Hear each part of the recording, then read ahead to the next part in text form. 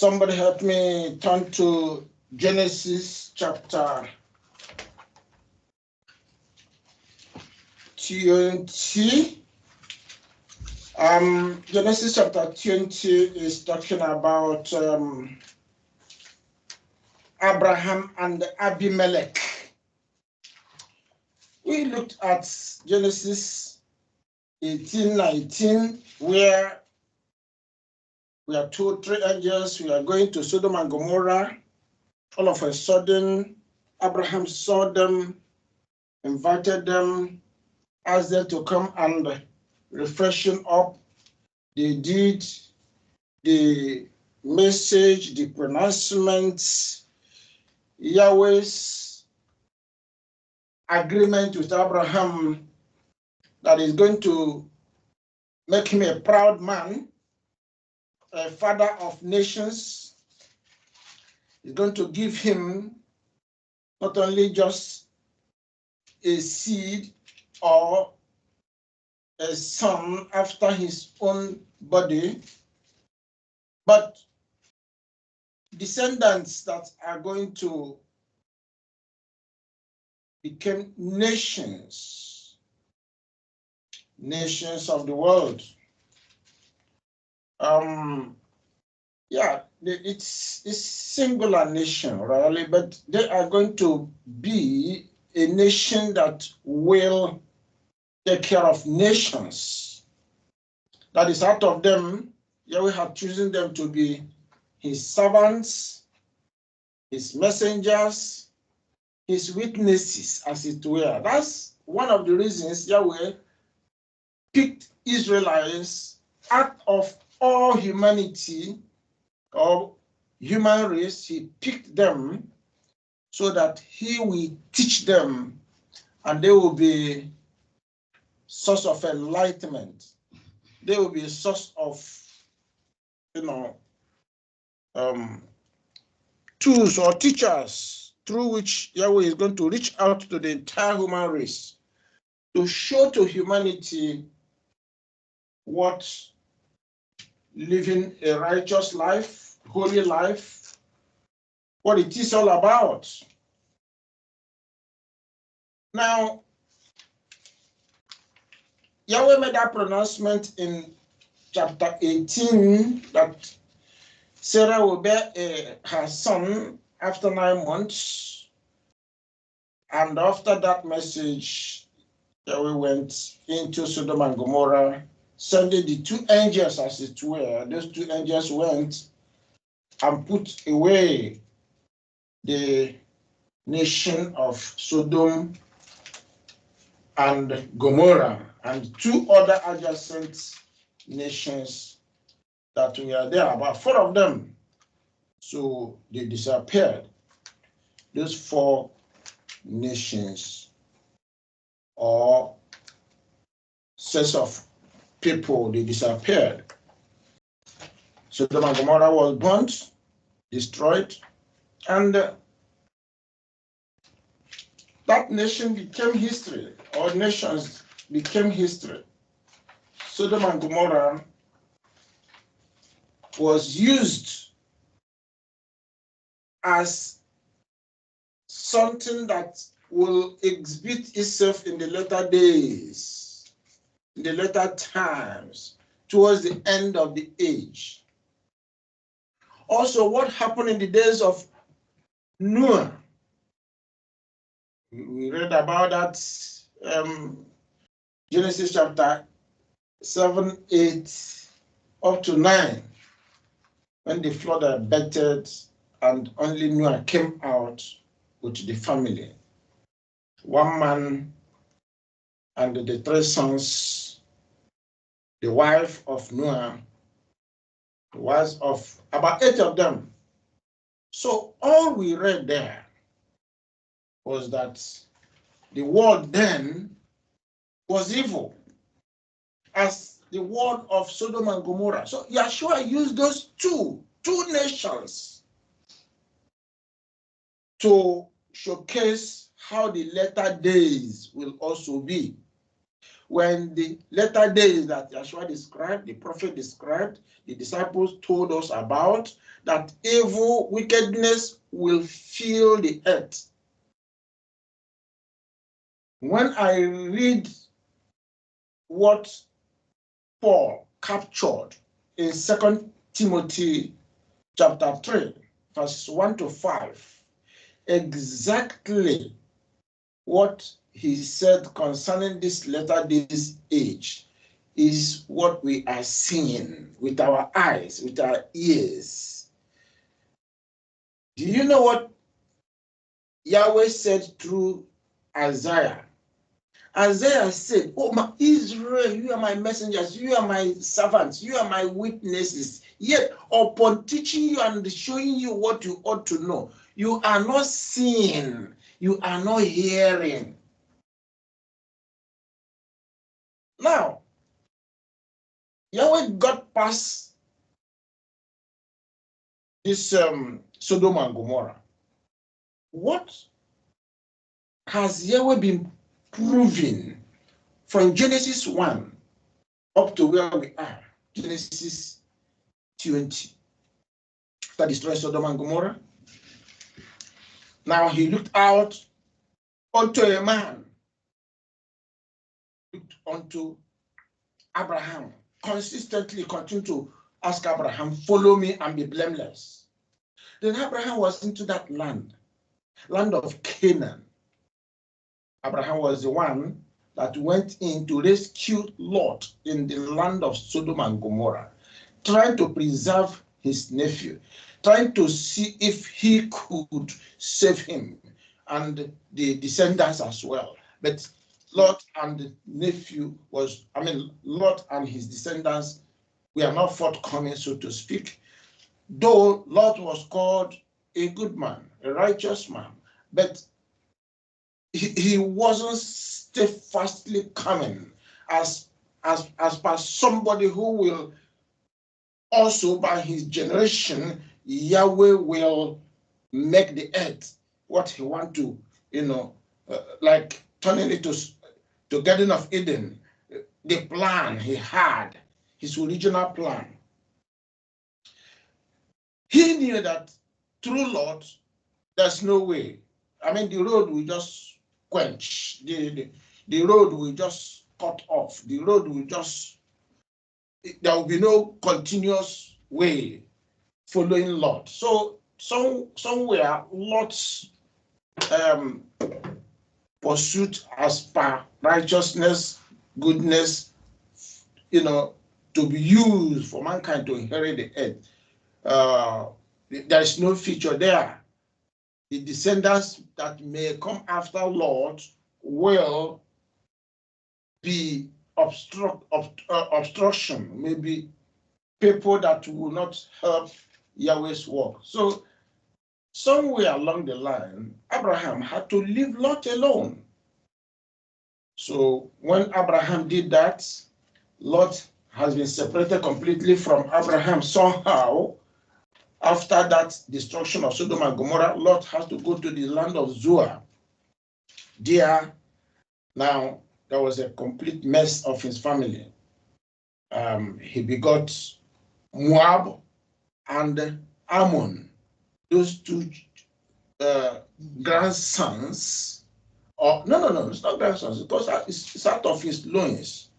So out of those two sons from Lot, Israelites have been having permanent problems. There have been obstruction, there have been problems, there have been enemy, there have been, arch rivals, so to speak, not letting Israelites to see the light of the day up to today. But then Yahweh was watching one man, Abraham. Now, Yahweh said, "Abraham, continue your assignment." If you look at that chapter 28, it's Abraham and Abimelech. Now, Abraham here is being told and reminded that he's in a Gentile land. He's in a land that wasn't his own. Remember, Yahweh promised Abraham many things, but foremost are two plus another. One, that you will have a child, a son, a seed out of which Yahweh is going to make out descendants. And that was Isaac that was looked at. Now, apart from that, Yahweh said to him, you are going to inherit that land. He was a foreigner. I just brought him to that land.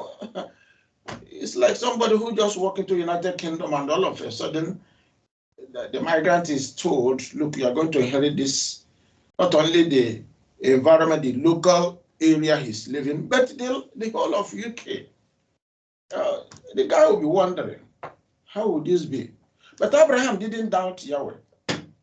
Abraham had seen the hand of Yahweh, even when he was in the land of Ur, that there is a power, there is a being, the creator that is guiding life. So he believed Yahweh in everything Yahweh told him. Now, seed, land, to possess the land, and also to make Abraham father of nations. Abraham had it in his head. Abraham was still searching a land to live, a permanent place. Now, so many things was going on in that land. There were wicked men in that land. The Canaanites, the Amorites, the Jebusites, the Gigashites, all those Shites, they were living in that land. And guess what? Who they worship was wood and stone. They followed Baal, the Lord.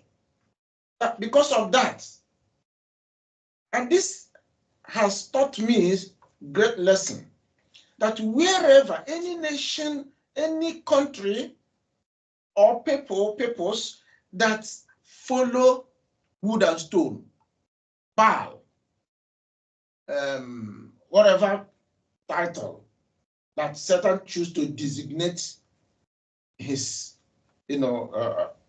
his person, that land must be filled with corruption, evil, wickedness. And that land, sooner or later, will go down one way or the other, except at the man. Now, Abraham found himself in the land of Canaan and in the hands of Abimelech. Abimelech was the king who resided in this part of the world where Abraham was dwelling. Now, the problem was that Abraham had to find a way to save himself, save the wife. And Abraham had to tell Sarah, when you get into where we are going, tell whoever that will ask you that you are my sister, I'm your brother. And that was what the woman displayed. That was what Abraham said. At the end of the day, what Abraham said appeared to backfire because it was found out that Abraham was the husband of Sarah. But did Abraham lie? If we go back to Genesis chapter 12, Abraham didn't lie. What happened was that the people then, and Yahweh was making sure that there is this family way of connecting, family way of linking themselves. There must be that connection, there must be that linkage, there must be that, call it seed tracing. Yahweh was tracing, linking, and putting his family in the same lineage so that the right and the very seed through which every of Yahweh's promises to Abraham will be met. Because Yahweh would have allowed Abraham to go anywhere, the family members get intermarried at the end of the day and all that, but Yahweh resisted that. It must be through family members that Abraham will continue his descendancy. Now, Abimelech when he discovered that Sarah, because he wanted to, take the wife of the man, Abraham, but Yahweh intervened and put fear in Abimelech. Abimelech could not do what he attempted to do. He said, if you try it, you will risk your life, you will risk your position, your kingship, you will destroy your kingdom, and there will be nobody to save you. You will die. Your wives will be barren, and before you know it, they will be, everything that he has will be destroyed. Because he called Abraham a prophet. So Abimelech was afraid, and he let Abraham go with even blessing. Abraham continued to journey, even within that land of, call it Palestinian, having so many nations. I counted at a time about 11 to 12 nations were in that land, described maybe from River Nile, moving towards Euphrates, Syria, Iraq, and all that area where you have River Euphrates. So, and that is the land that Yahweh showed to Abraham that the descendants will inherit. Now, that is chapter 20. Chapter 20. There, chapter 21, we see the birth of Isaac. Now, this is the promise, but it's not the whole of the promise. It's not the final promise. It's not the end of the promise, but it's the beginning of the promise to Abraham in terms of the seed. Abraham, through Abraham, Isaac, Jacob, then that seed will come in, the very, call him the original seed, call him the seed head, call him the seed king, call him the leader of Israel, call him the one that is going to be the high priest, call him the one that is going to be the light of the Gentiles, the light of the world, call him the teacher, the one through the Holy Spirit will come, even today, that we are reading the scriptures, explaining it to ourselves, understand it, and begin to redirect ourselves to do what Yahweh wants us to do. It is through the very seed promised. So when we are talking about seed, Yahweh is looking at the seed that is going to be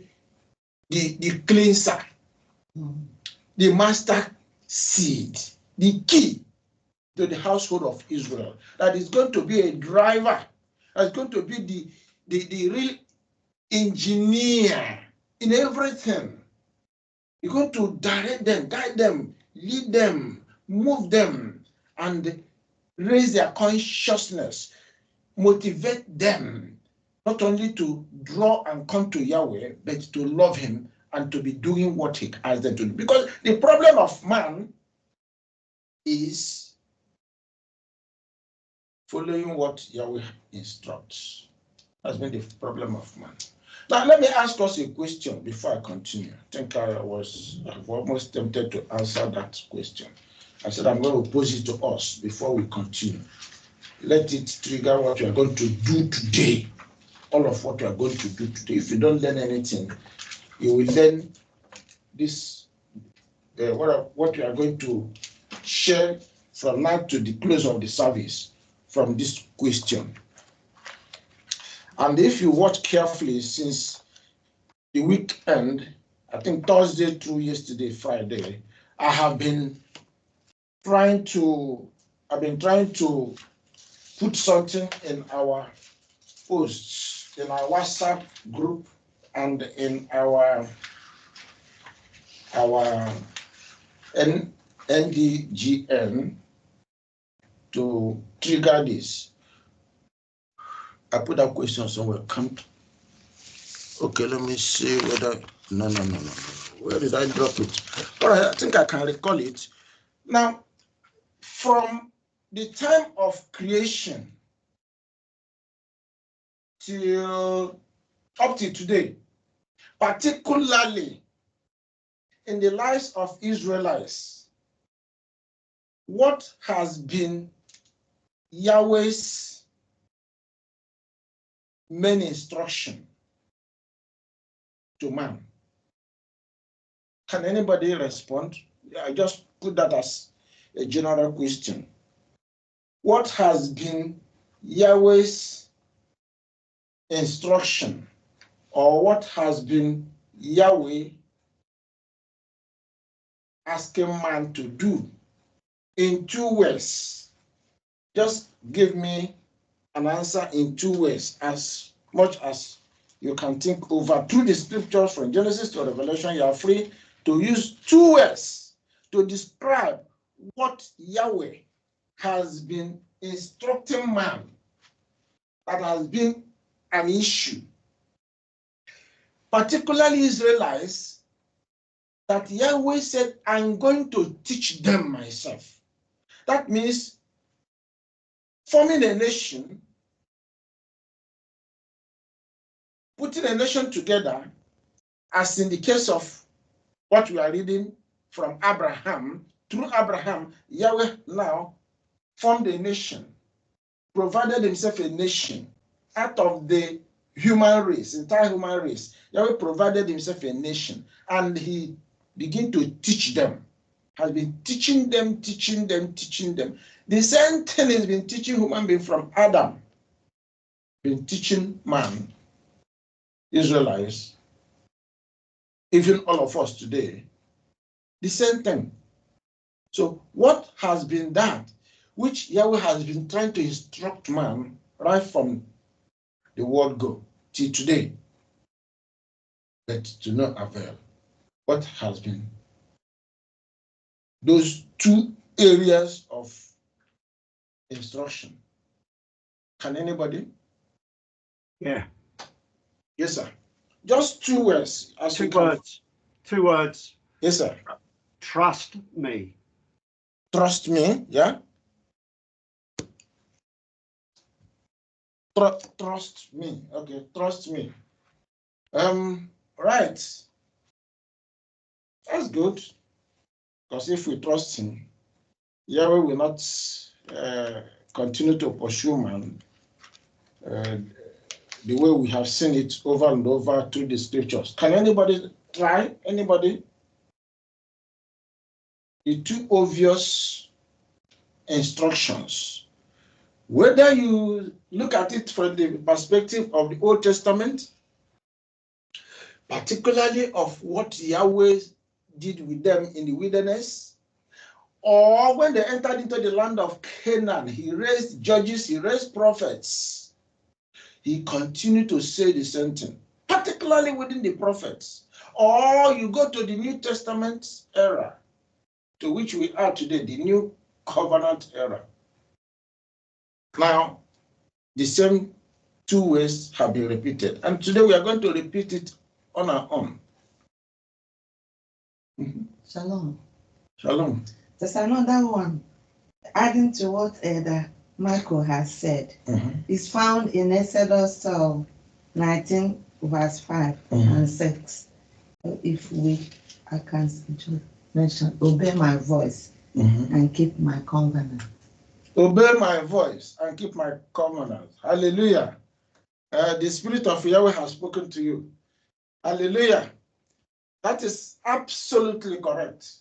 Absolutely. Underline that. That is the whole summary of the Bible. Exodus 19, verse 5. And if you look at it, it spreads all the way from beginning of Genesis down to the book of Revelation. That which you see in Exodus 19. And you can see that Yahweh called a particular people. Moses, go and tell the children of Israel to prepare themselves for 3 days. They should come to Mount Sinai. They should not draw close to the mountain so that they will not be wiped out. They should pay attention and do what? Listen to me. read to them the book of life. Brethren, that is what Yahweh has been calling. He called Adam, he called Noah, in fact, he called Seth. He called, because they said, in the days of Seth, men began to call upon the name of Yahweh.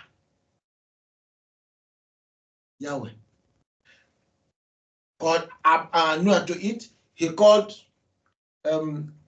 who? Shem, Japheth, Ham. He called Nimrod.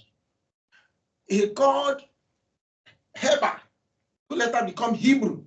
He called Abraham, the descendants of Abraham, to the point even David, Solomon, until Yeshua came.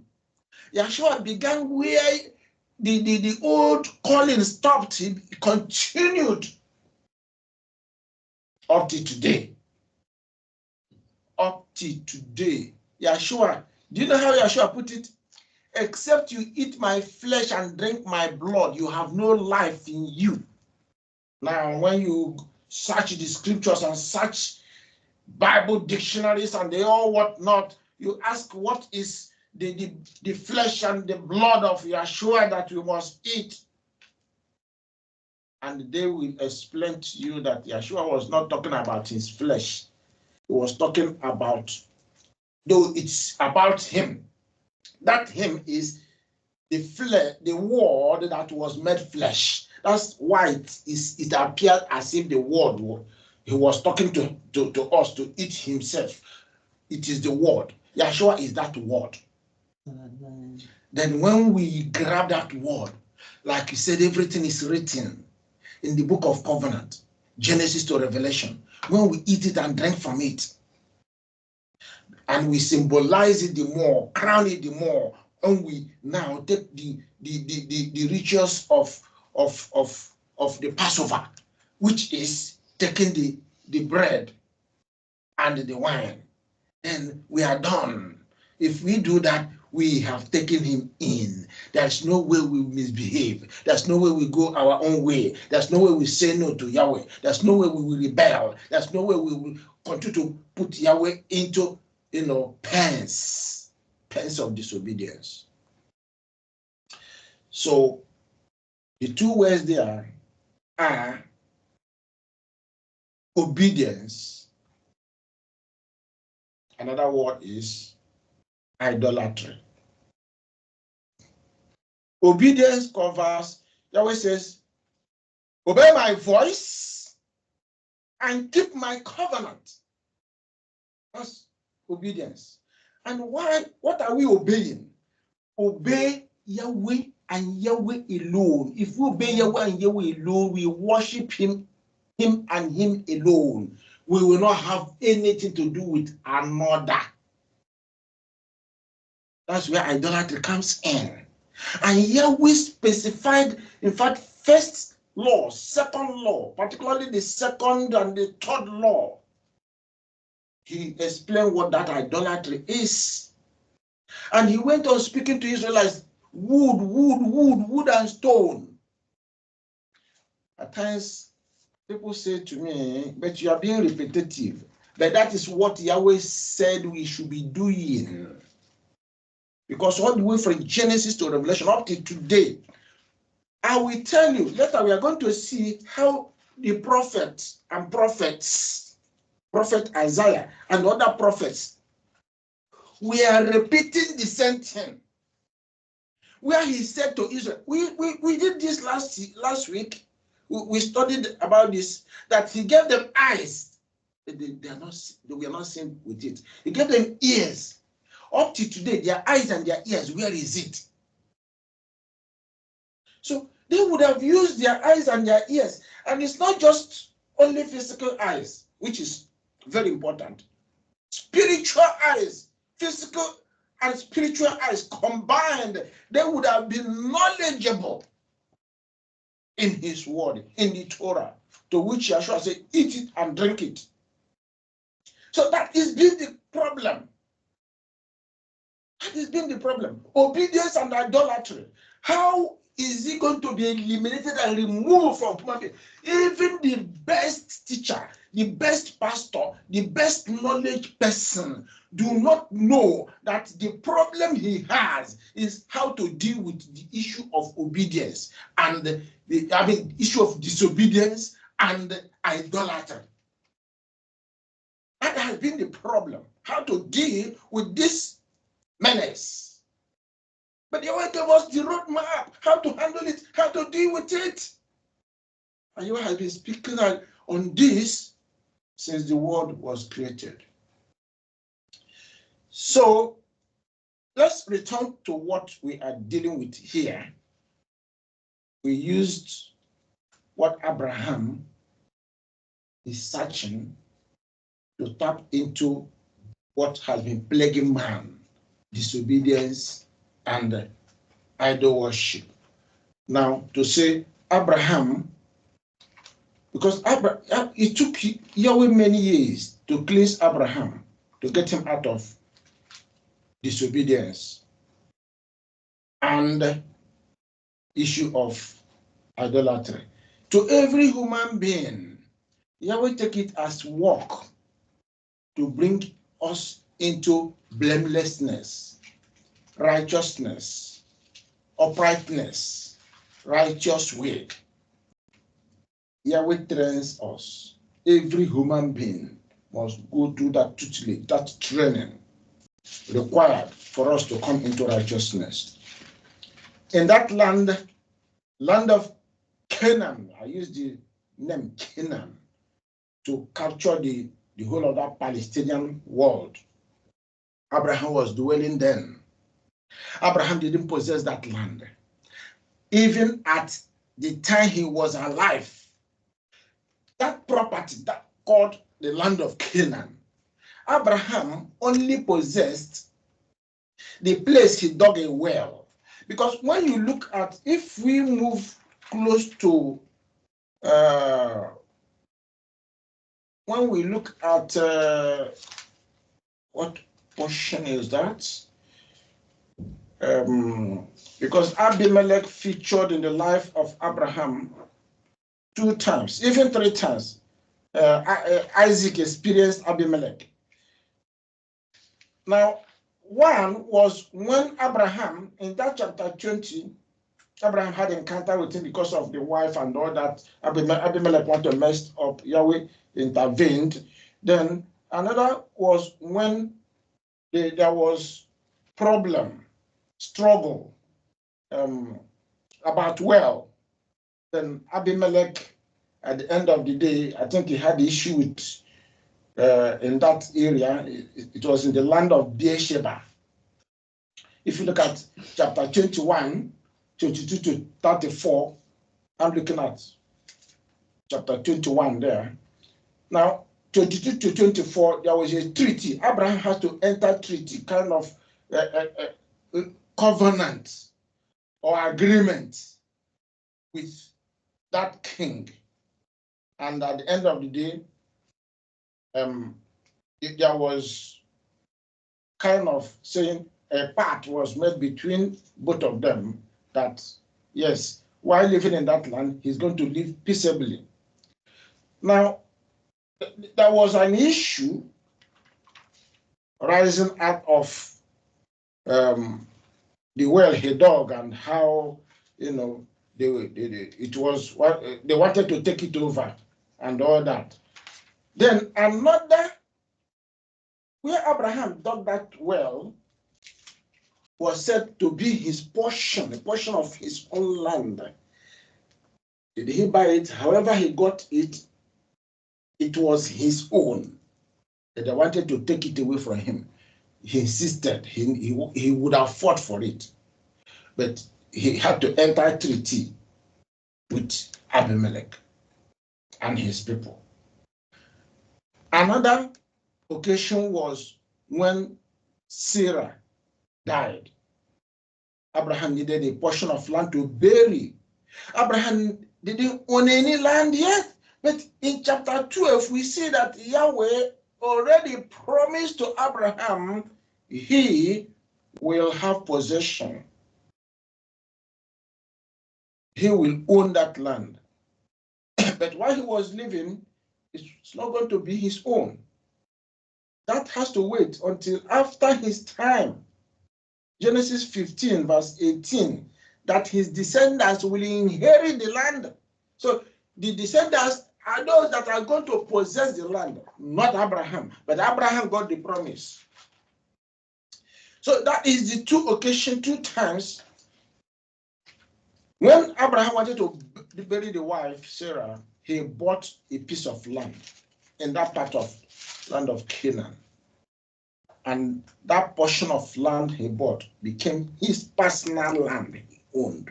So two places where he dug well and where he buried the wife, which later was where he was buried. But later, we read that the descendants became the owner of the land because Yahweh had to fight.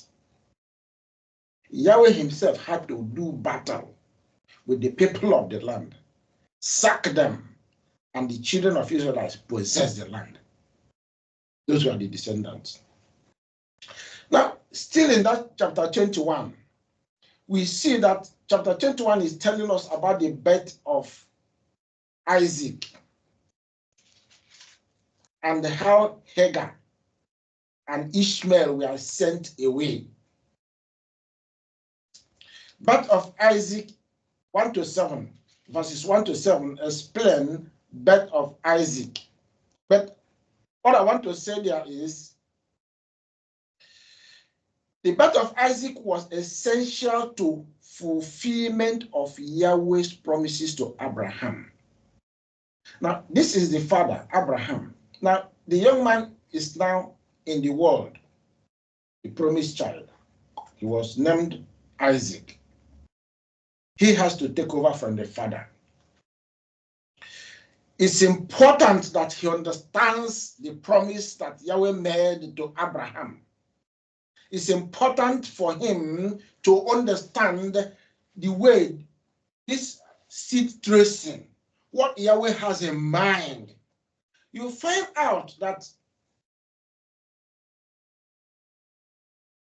Isaac got the message when he was of marriageable age. Yahweh said to who was that? To his servant. Who was that servant? Eliezer, to go and look for a wife for the son Isaac. He didn't just scout within the Gentile Canaanites, those Amorites environment. No, he had to go far. He had to go the way to Syria, where Abraham came from and Sarah came from, to go and look for a wife for Isaac.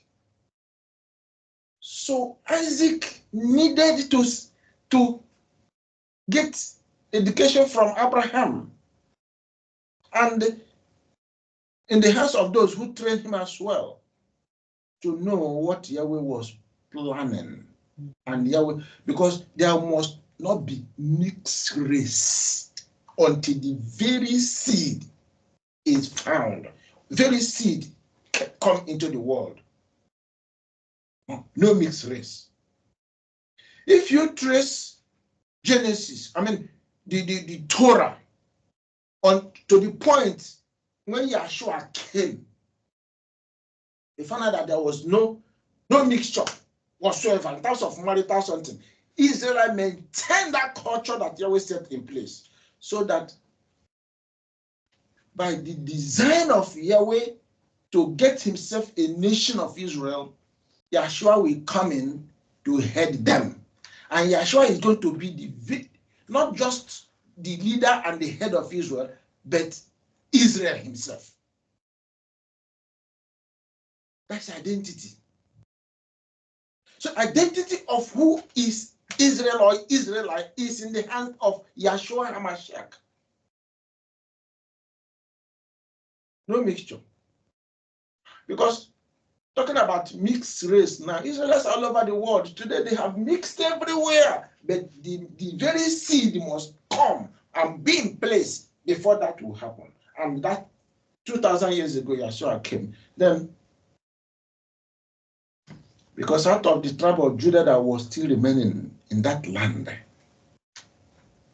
from there, Yeshua came. So Yahweh fulfilled that promise he made with Abraham, that the seed must come through his loins.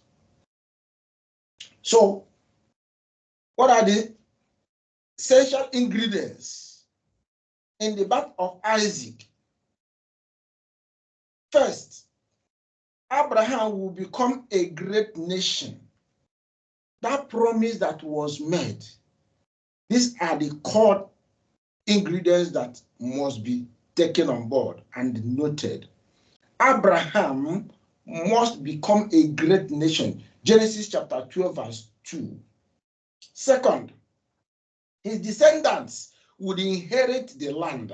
Remember, it's all about Abraham getting a son, getting a seed, the righteous seed.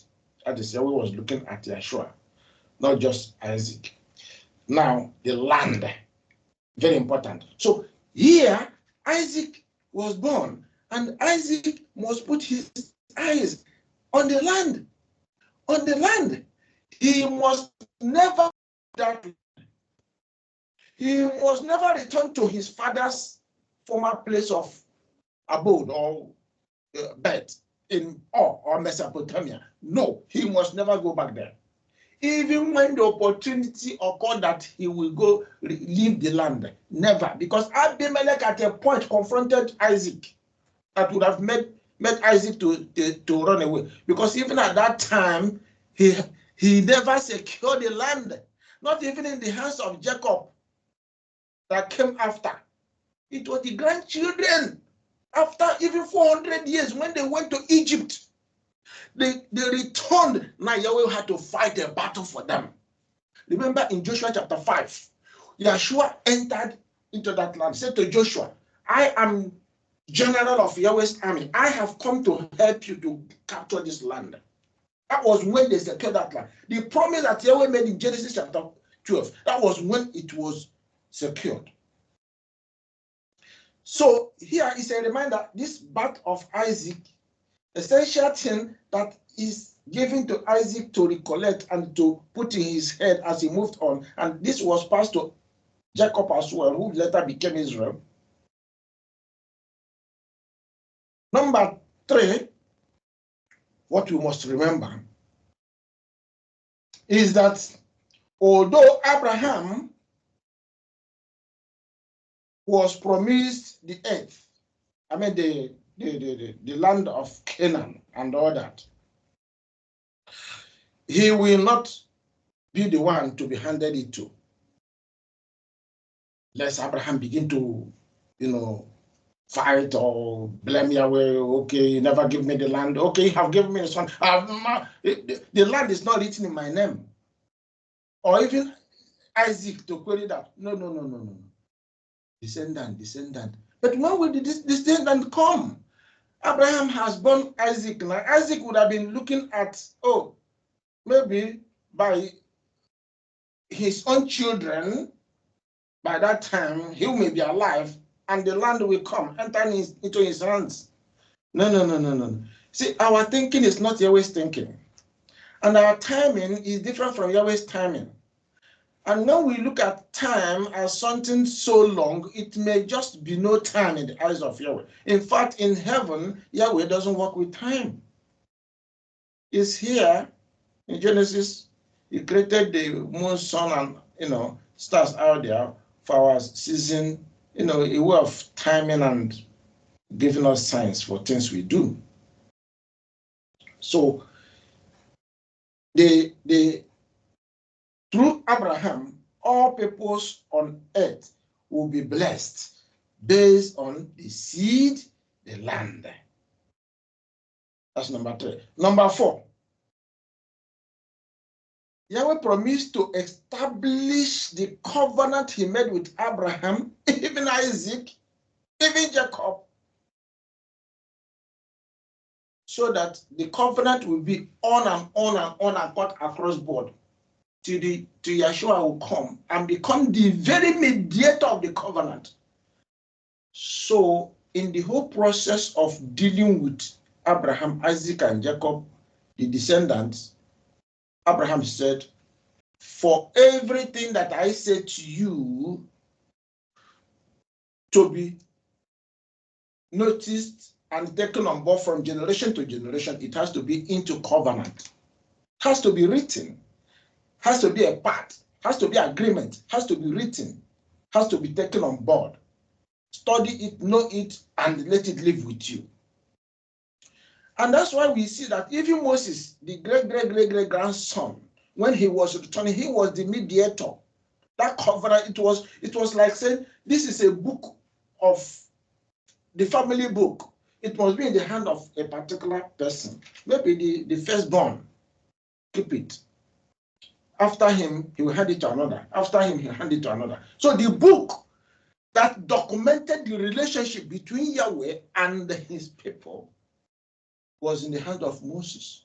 That's why we have Torah. And the Torah is called the books of Moses. Genesis, book of Moses. Exodus, book of Moses. And all that and all that. That is that covenant. Then after the exit of Moses, when Yeshua came, it was transferred because the priest was holding forth. After the exit of Moses, the priest was holding forth. Then until Yeshua came, he became the high priest, and the book of the covenant was handed to him. So that's why not only was it handed to him as book of covenant, but he became the word. He became the mediator. There is nothing we are doing about Israelites, about people of Yahweh, about covenant keepers, about people of covenant. There's nothing we are doing that does not touch on Yeshua. Everything now begins and ends in him. Amen. So that is number 4. Covenant is important. Israelites, if you must flourish on that land, this book must be with you. Know what is in it every day, because what Yahweh promised, he will not remove from his mind, or the instructions will be there. And how you are going to live in that land peaceably. I must be frank with you that the problem that humanity have had from ages, from Adam through today, is because what is in the covenant has not been kept. And Yahweh is looking for a way to put it in our heart. Not just putting it in our heart, because most of us, we know what to do, but we are really not doing them. So what Yahweh is doing, through Jeremiah chapter 31, he said he will now put that documented something in the covenant in our heart. The law, the Torah, the word of Yahweh, that instruction that was put into a treaty must be in our heart. And when Yeshua came, he submitted himself and he released what? The power of Yahweh that will help his word to remain into our heart, to do. That power is the spirit that inspires us, motivates us. It helps, apart from being our teacher, our guide, our counselor, our comforter. It's the inspiration of Yahweh in us to love Yahweh with all our heart, with all our soul, with all our being, with all our strength, to be doers of what was commanded. But are we still doing? If I tell you what Yahweh has been doing to steady us, to make us pay attention, to make us see, to make us hear, to make us receive with our heart, internalize, and be doers. Amen. It's taking the whole life of humanity, right from creation till today. The things are still going haywire. Things are still not working as it's supposed to work. So Isaac was to hold or to be a custodian to hold forth what will be transferred to descendants after him. Genesis 17, verse 19. So these 5 items, essential truths, I will call it, were the things that Yahweh left with Abraham. Abraham had to transfer to Isaac. Isaac had to transfer to Jacob. Jacob has to transfer to the 12 tribes or the 12 sons. Then the 12 sons, the whole of other descendants coming forth up to today. If we have that on board, we must not throw away the law. That's what I tell you, the law is being cancelled. They don't know the Torah. If they understand where Yahweh is coming from and what Yahweh is building, planning, nobody will ever venture and say the covenant that Yahweh made with Abraham going forward, which he began with Adam, Noah. Nobody will ever open mouth and tell you the word of Yahweh has been thrown into the dustbin. Then grace took over and dusted everything and renewed everything and equip everything, include everybody to get ready to enter into the kingdom. Where is obedience? This is what Satan is doing. Satan will tell you that disobedience is better than obedience. That's why this has been what Yahweh has been chasing in humanity. Obedience, obedience, obedience. But human beings are not listening. So that is one of the things that we see. Another something you can just see how Hagar and Ishmael were asked to check out from the house. They grieved Abraham, but then you always understand, but listen to Sarah.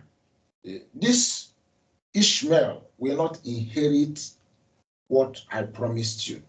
Because Yahweh didn't want to, in that family, to see that struggling or all that kind of problem emanating. That Ishmael now, he say, oh, Ishmael is the firstborn. Ishmael is not the firstborn. Because Ishmael is not from Sarah, the legal wife of Abraham,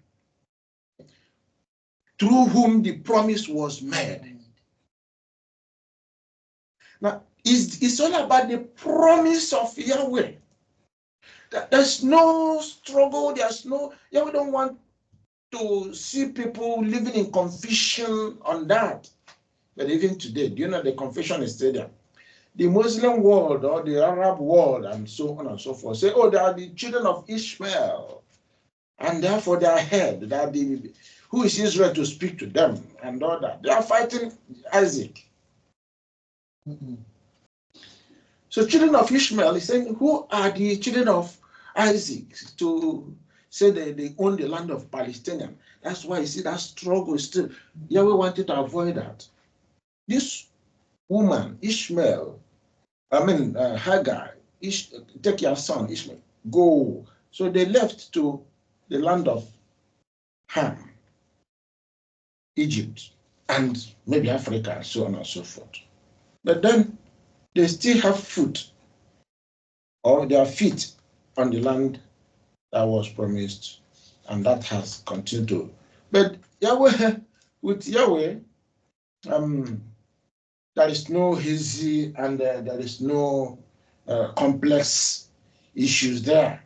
Yahweh understands what he planned, and Hagar has to live with Ishmael, and the document is there, the covenant is there. The covenant never mentioned Ishmael. It was Isaac, and after Isaac, it was Jacob. Now, chapter 22, quickly, it's about test. Abraham has to be tested. Now, in our journey, even today, every day, take note of that. every day. Nobody will enter the kingdom of Yahweh without being tested and tested very well. And the reason is, it's like a child in the house. Every day is being tested by the parents to see. That test is not just whether you pass a particular exam or you pass a particular. By mere observation, watching and seeing what the individual is doing, even in his own, to verify and find out what his heart is like. How does he think? How does he behave? How does he do what he's doing? So Abraham was tested by Yahweh. The very product, the very character, the very personality he's chosen, whether he will meet the requirements. And that's why, if you look at Genesis chapter 18 and 19, when Yahweh was going to land of Sodom and Gomorrah to destroy it, he said, would I not listen to Abraham and tell Abraham what I came for, what I wanted to do? Because Abraham has been chosen, he has been chosen to hold the covenant of Yahweh, and he will teach his children that covenant. So the basis here is that Yahweh knew from onset that Abraham, if Abraham is well tutored, grounded, and he take his covenant, Abraham and his seed will do what he want them to do. So testing Abraham is not a coincidence, it's by choice. It's Yahweh's way of ensuring he fine-tunes and ensures that this is the proper person, that through him the earth will be delivered. Now, Yahweh said, you take that which you love so much, you have so much, the seed you have so much expected for 25 years of your life, you expected him in your home. Take him, sacrifice him, and then you would have done me good. Abraham, one thing Abraham knew, that no man can shed blood. He understands that. How suddenly did he begin to hear, take your son, go and kill him, shed his blood to satisfy Yahweh? Did he argue? Did he doubt? He didn't doubt Yahweh. That's one thing that people call Abraham a man of faith. How did Abraham listen to that instruction that undermined Torah, that does not correlate with the commandment of Torah? Abraham had learned obedience. Abraham had learned that Yahweh is the beginning and the end of life. Abraham had to obey, to honor, to worship, listen to Yahweh, and that his word is final. So he didn't have to checkmate or query the authority. Yahweh was the authority then. He could hear, he could listen. And he said, whatever you tell me to do, I will do.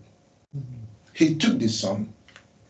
At the end, the result was that his faith in Yahweh, his obedience to commit, to do what Yahweh instructed him to do, now brought the saving grace. Yahweh said, I have seen your faith. I was watching your faith. I was watching your state of obedience. You are now a perfect man. Release that boy. The animal is by your corner. Look at your right hand. See the animal teetered down the bush there. Take it. and easy to do the offering.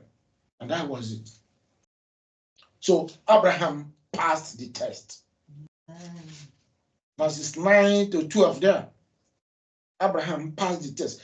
And Yahweh said, now I know that you fear Yahweh because not withheld from me your son, your only son. Verse 12 there. So now, the promise, the agreement, everything Yahweh did with Abraham, Yahweh sealed it.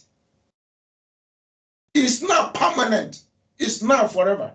And that is why the Bible that is written, in everything that is Yahweh is doing, when the issues of life hit ground, when it's like there is no more life again, and you lift up your hand and you open, you say, Yahweh, remember the promise you made with Abraham.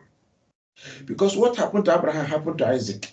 What happened to Isaac happened to Jacob. So when you mention the name of these patriarchs, Yahweh is bound to listen to you, provided that prayer is coming out of your heart.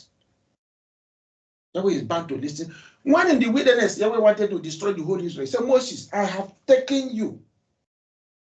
I will exterminate the whole whole house of Israel. I'm going to start all over with you. What did Moses do?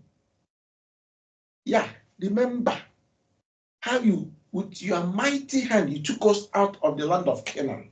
How Pharaoh resisted you and what you did. Do you know what Pharaoh will say? As if that wasn't enough prayer.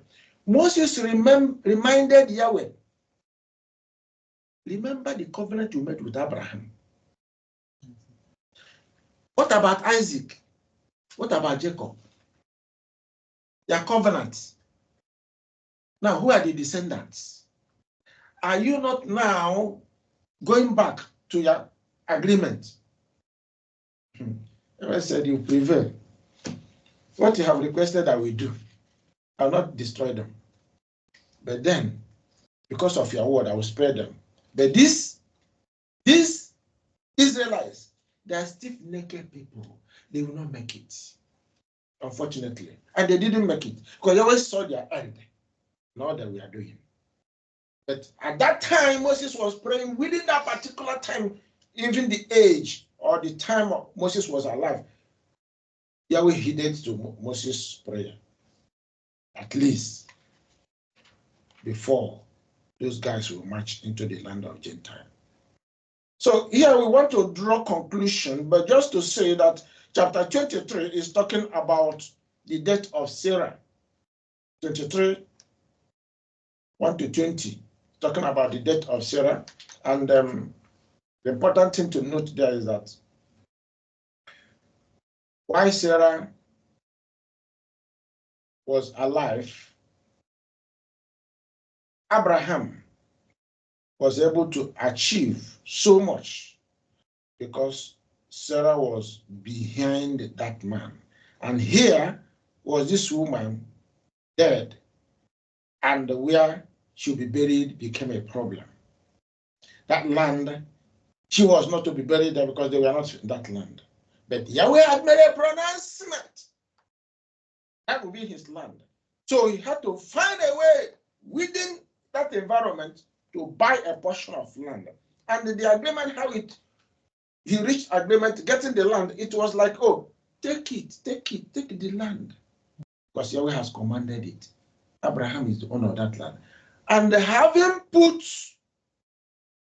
paid a token on that land, it was like the death of Sarah was to say, Abraham, now I have to hand over this land formally through this token you are paying.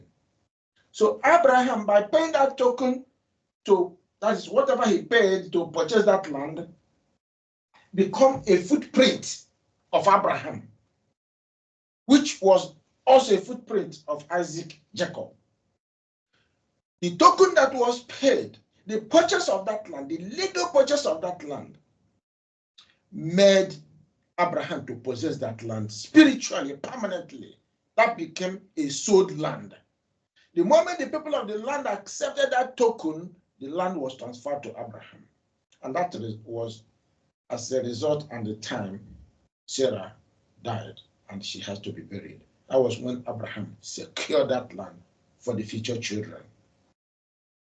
With the purchase of this field, Abraham gained, as it were, a toehold. A toehold. It's like putting his feet and putting his footprint there. He had a toehold in the promised land of Canaan, but the final possession of the land was still 500 years away, coming after the exit of Abraham. That's when the children would have gone into Egypt and they would return, then something will happen. Abraham could be content with being a stranger in a foreign country. Hebrews 11 verse 9. Abraham was called, even at that time, he was still a stranger, though he's been given the promise that land will be his own, though will be secured at the time of the descendants. Because he was looking forward to a better land, to a city with foundations whose architect and builder is Yahweh. Hebrew 11 verse 10. Hebrew reported about this matter. That even then, even when he was paying the token, it was like, oh, it's not his land, but then let me buy this small portion. But Abraham had faith in Yahweh. He has committed his own fortune into the small portion of that land. No matter how that fortune is, he used it to secure the land of Canaan, and it became his own, transferred to the children up to today.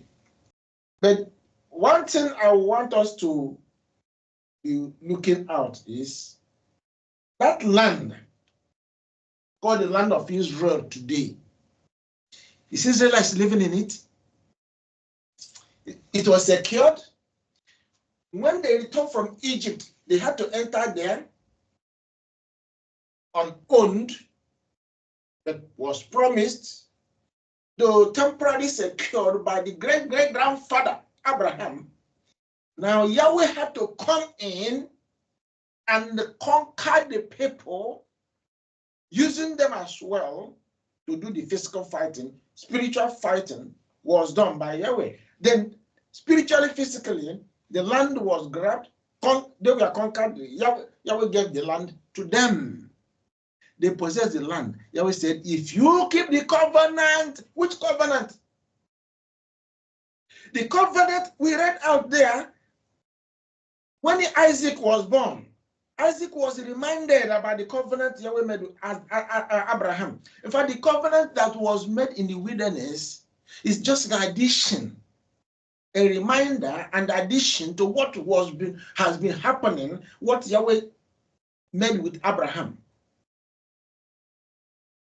So, why is Israelites not living in that land today? The land that was literally, because Yeshua has to enter that land and told Joshua, this land I have come that you will conquer it and share it, distribute it amongst Israelites. And that was what happened. Why are they not living there? Go back to the question I asked before. Why has it been that what Yahweh has been demanding from the hands of humanity till today has continued to be a flop, a failure? That is the reason. Obedience is nowhere to be found. Israel pursuing idols is the order of the day. That's why they're not there. And Yahweh swore that nobody, the Gentiles, the Canaanites, whatever they are, that were dwelling in that land, that was the reason he sacked them. To destroy them. Yahweh said it clearly to them. And the reason he wanted them to wipe them out is because they are not listening. They are not hearing. They are not in obedience. They serve idols. Then is Yahweh father of partiality? Does he condone injustice? No. He can destroy these people. After all, he created everybody, whether Israelite, whether Gentile, whether all are his own. So Yahweh now said, Israel, if you will not obey me, you not keep the covenant, you not live in that land. As the Gentiles that you removed, you killed, destroyed, and occupied their land, the same way they are destroyed, the same way you'll be destroyed. This is the spirit of what we are pursuing. This is the spirit of the gospel. This is the spirit of Torah. This is the spirit of Yahweh's message. Brethren, until we find out what Yahweh is seeking from us, we go nowhere. So Yahweh had to sack Israelites. Say, go into the world and suffer the more. As you suffered in Egypt, even you are going to suffer more. By the time you would have learned knowledge, you will learn my way. If you will. But if you will not, at the end of the day, you finally choose who to serve. Whether the idol you are pursuing, by whatever name, because this thing idol has been invented in so many ways with different names and titles that people are pursuing till today. That's where we are. That's where we are. Living in disobedience and in pursuit of idols. That's where humanities are. Israelites, the Gentile world, when you talk about Gentile, you talk about people normally outside the family of Israel. That is those who are not serving, who do not serve Yahweh. They are called. And Yahweh told them, when you step out of the land of Israel, you will not know him. You will not serve him.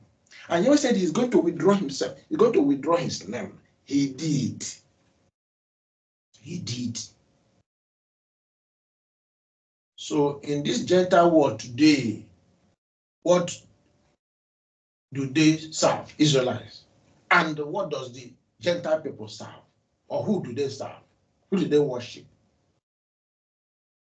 And somebody will say, oh, we worship Adonai, we worship Elohim, we worship Yahweh.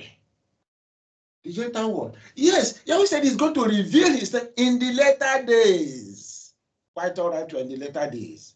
Then having revealed his name, because in the Israelite, the land of Israel, they were calling his name. Quite all right. But were they in obedience? No. What is the obedience that is required of us? That is it. In the name of Yahweh, there is a mixture of titles and other names that is of idols mingled together that they are still going with. That is the cause of it was the cause of the problem in the land of Canaan. It's still the cause of the problem today. And Yahweh said, in these latter days, towards the end of the age, he's going to come back to Israelites in the Gentile world. Then he's going to chase them. Those who are not listening still will be dealt with, will be wiped away. And they will be there in their multitudes. In their multitudes. We must choose who we serve. We must find out exactly what Yahweh is saying. Obey me, obey me. Do not do idols. We must find out exactly what Yahweh means in these two statements. Obey me. Don't do idols. May Yahweh help us. May Yahweh guide us. What we are studying in the Torah in the Old Testament is exactly what is exhibiting today. In the Gentile world we live. The instruction, the warning, Yahweh's invitation back to him is tearing at our eyes, our ears, our mind, our hearts. And at times we are being pursued and we are saying, what do you, who sent you? Now he's telling us, repent.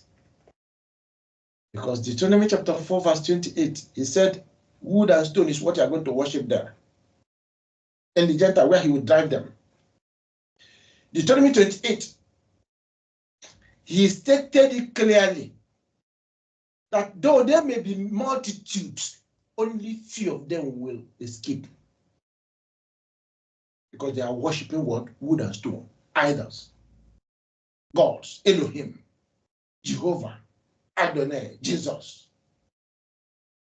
Only few, only few. The prophets are clear about the same statement. Virtually all the whole prophets wrote the same thing. The book of covenant is repeated and repeated. It repeated itself so many times so that we will hear. But unfortunately, many says, teach me what I want to hear. Speak what I want to hear. They are repeating yourself. But where Yahweh is pointing out or instructing or directing us to look is not where we are interested or where we have interest. We are focusing on the things that Gentiles love so much. Yeshua said he understands that we also have interest in material things, call them wealth, possession, and all that. Yes, and do you know that you may acquire and acquire and acquire? Tomorrow Yahweh say, okay, it's time to go back. All those things you provide. But the thing is that the revelation of Yahweh has stated that before Israelites will leave the Gentile world, whatever they possess will be going in ruins. But there will be devastation all over the world. Devastation that will hurt humanity. Many will perish. Properties and everything that people have acquired will go in flames. Some will go in flames, or go in the waters, or go in floods, or go in drains. Yahweh will shake the earth, he shake the heaven, he shake the earth before Israelites will be released. How did Yahweh release Israelites in Egypt? Watch out. The same way he released them, he said he's going to do it over and over again in the Gentile world before Israelites will be released. Because what holds them is like a chain and a powerful hand that no human being can remove until Yahweh, intervene. And by intervention, he will shake and, move everything. Then Israelites will be released. The few that will make it will go back to the land. The same thing will happen again, but in a greater measure. May Yahweh help us to hear. May Yahweh help us to see. May Yahweh help us to understand what his spirit is saying for his word. And may we not lack in having knowledge to make it at the end. In Yeshua's name. Hallelujah.